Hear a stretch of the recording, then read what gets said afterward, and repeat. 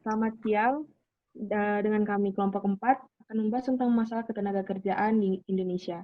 Nah, katanya karena COVID ini tingkat eh, pengangguran juga hal-hal yang menjadi salah satu penyebab penurunan ekonomi Indonesia itu semakin meningkat.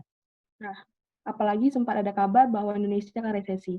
Emang kira-kira berapa banyak sih pekerja yang di PHK selama pandemi? Dari yang kubaca sih yang kena PHK ada kira-kira 3 juta. Dan ini akan terus bertambah jika pandemi ini tidak cepat selesai.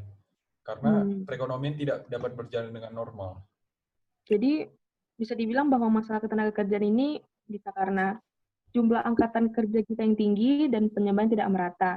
Apalagi karena tingkat pendidikan dan wawasan juga terbilang masih rendah. Apalagi pengangguran-pengangguran masih tinggi ya. Menurut Jogi, apa sih pengangguran itu? Tidak bekerja atau sudah mencari kerja atau orang yang sedang membuka usaha baru. Jenis-jenisnya dasar penyebabnya itu ada satu pengangguran siklus, pengangguran yang terjadi akibat krisis ekonomi sehingga terjadinya pemutusan hubungan kerja. Pengangguran struktural, pengangguran yang terjadi akibat perubahan struktur ekonomi suatu negara. Ya, pengangguran friksioner, pengangguran yang terjadi akibat perbedaan permintaan tenaga kerja dengan penawaran yang tersedia. 4. Pengangguran musiman atau pengangguran yang terjadi akibat pergantian atau perubahan musim. Selain itu, jenis pengangguran juga ada menurut lama waktu kerjanya. Yang pertama itu pengangguran terbuka.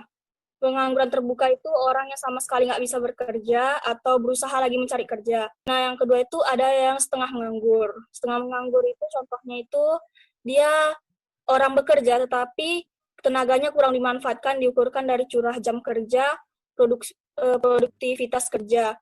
Yang ketiga ada pengangguran terselubung. Pengangguran terselubung itu kondisinya yang disebabkan karena ketidaksesuaiannya pekerjaannya dengan kemampuannya. Nah, Pet, menurutmu penyebabnya apa aja, Pet, sehingga terjadi pengangguran, Pet? Penyebabnya yang ku tahu sih ada pertama jumlah tenaga kerja dan jumlah lapangan kerja itu nggak seimbang. Terus yang ketiga keterampilan dan pengalaman pemohon tidak sesuai kriteria. Yang selanjutnya itu persaingan pasar global. Yang terakhir kesulitan mencari lowongan kerja. Itu sih menurutku. Iya, benar. Itu bisa dibilang karena tingkat pendidikan dan keterampilannya juga pengalaman kita masih belum tinggi ya. Iya, belum memadai. Kira-kira menurutmu apa aja sih dampak dari pengangguran ini?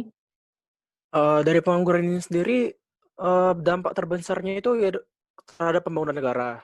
Bagi dalam beberapa poin. Yang pertama itu pendapatan nasional dan pendapatan per kapita. Kemudian yang kedua yaitu penerimaan negara.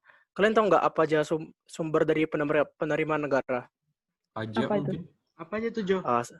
Salah satunya itu adalah pajak. Dan contoh dari pajak itu sendiri adalah pajak penghasilan. Iya. Jadi semakin banyak orang yang menganggur, maka penghasilan dari negara ini maka berkurang juga, bukan? Maka penerimaan negara juga akan semakin dikit. Kemudian yang ketiga itu yaitu beban psikologis. Yang terakhir biaya sosial. Karena semakin banyak orang pengangguran, pemerintah juga akan semakin banyak mengeluarkan biaya sosial. Itu sih dari aku. Sekarang kita mendengar kabar baik nih dari Jonathan. Kira-kira gimana Jo cara ngatasi pengangguran ini, Jo? Oke, cara-cara mengatasi pengangguran dari yang umum-umum saja kita bahas ya. Yang pertama adalah membuka lapangan pekerja. Yang kedua adalah meningkatkan peredaran modal usaha. Dari pemerintah, kita dapat membuka usaha dan menyiapkan lapangan pekerjaan juga. Dan yang ketiga adalah melatih para pekerja supaya meningkatkan daya saing. Iya, benar. Kemudian diperlukan juga penyuluhan masyarakat tentang teknologi. Dan satu lagi, di masa pandemi ini, pemerintah memberikan bantuan langsung tunai untuk meningkatkan daya beli masyarakat.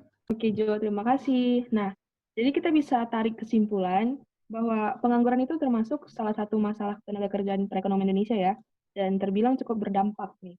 Nah, selama pandemi ini kita bisa menanggulangi segala hal-hal yang menurut kita negatif itu dengan negatif dalam perekonomian ya, dengan memanfaatkan iptek dan juga adanya kesadaran dari masyarakat.